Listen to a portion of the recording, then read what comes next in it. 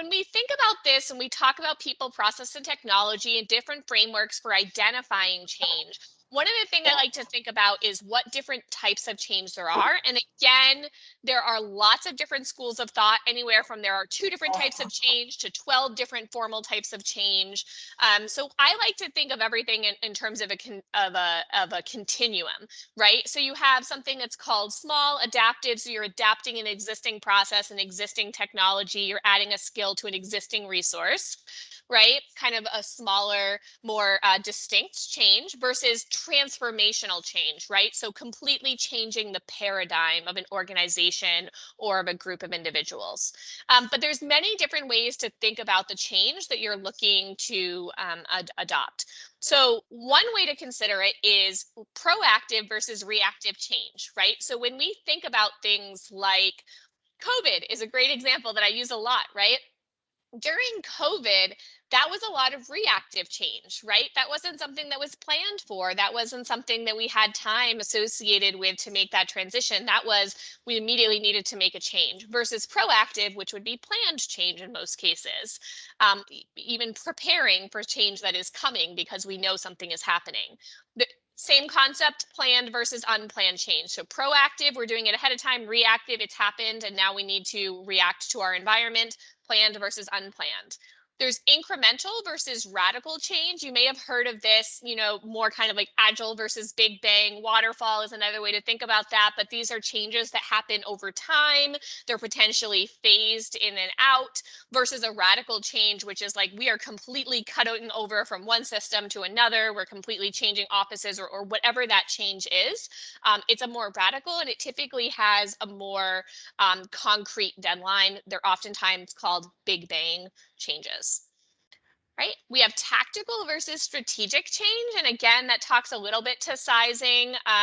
But if we think about it more tangible changes, like we're switching from A to B versus strategic, which is we are currently in environment A and we have this idea of environment B and we think we know how to get there, but we don't. So when we think about strategic change, it's maybe a little bit less tangible.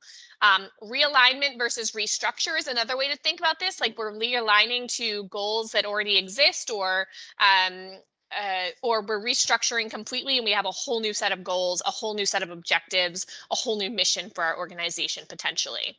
And then we can think about the scope of change. So change that really impacts a single individual. So whether that is adding a new role in your organization, whether that's replacing a role that currently exists with a series of other roles versus a group where you're potentially impacting a single department or function within your organization versus organization-wide change, okay? So that's more talking about the scope of impact, but those are all different types of change. Does anyone have, any questions associated with types of change or other types of change that they, the way that they describe change in their organization that they want to share? One of the reasons you may be here is because change management projects often fail and they're really hard and they're really emotional and for a lot of people. And really this distinct concept of project management versus change management or operational management versus change management is still establishing itself as a discipline. We're going to talk about some of the most popular change management frameworks, but oftentimes people are coming in that they don't have a change management discipline in their organization. Maybe they do have a project management discipline or a PMO or project manager, but having that as like a separate set of skills for change manager oftentimes is not the case. So it can be really difficult. We want to talk about some of the reasons that change management projects fail and some strategies that you can take away from this to really think about how you can help that.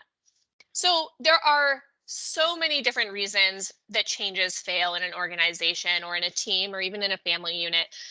We provided just some of the really well-known and most obvious ones, but we'll talk about some more specific examples today.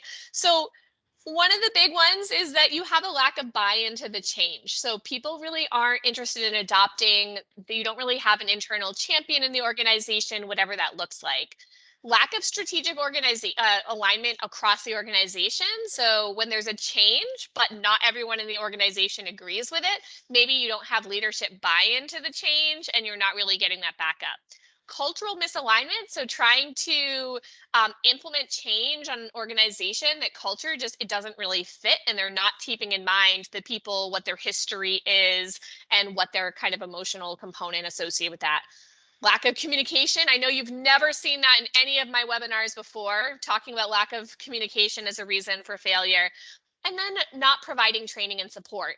Now, what's interesting is that not providing training and support is probably what most people blame change failure on. And as a project manager, it's definitely like the most obvious and most tangible. It's what comes up the most in lesson learned activities and retrospective is like, oh, we didn't get enough training. We didn't have enough hypercare support. It's the most obvious thing that people tend to point towards in my experience. But really change management happens should be happening much further earlier on in the process than when you actually get to training and support. And you really can have a pretty good understanding of whether or not a change is going to take long before training really happens.